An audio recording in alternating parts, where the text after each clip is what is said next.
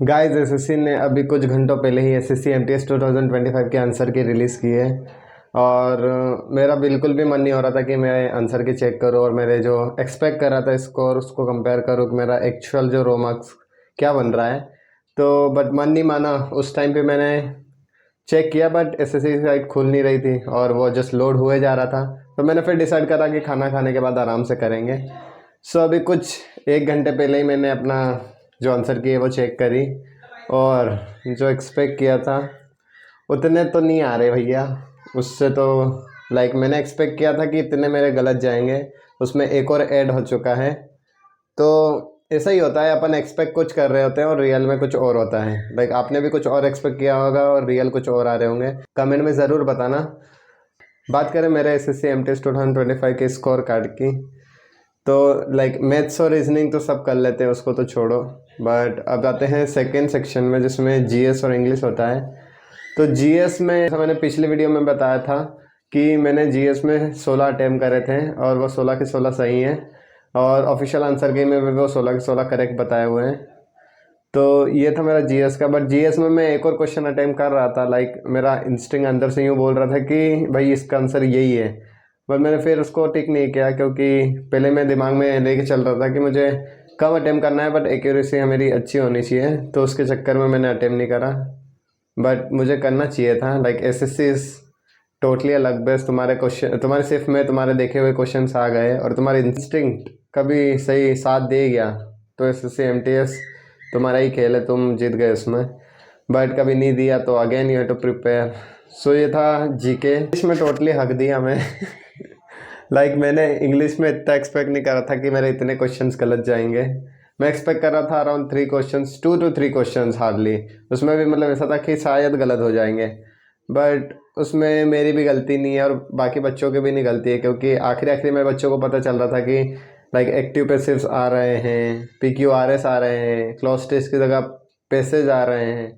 अब बच्चा पूरे साल क्लोज टेस्ट प्रैक्टिस कर रहा है, पीक्यूआरएस तो उन्होंने कभी सुने ही नहीं है, ना करे हुए हैं।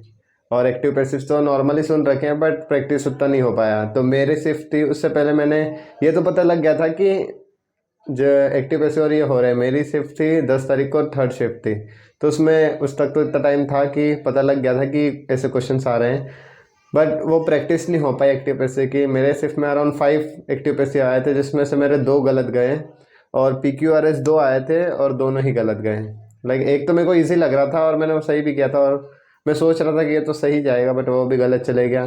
और एक तो हार्ड ही था। एक मैंने बताया था उस वीडियो में भी कि 50-50 चांसेस हैं और वो 50-50 चांसेस में मेरा वो गलत गया।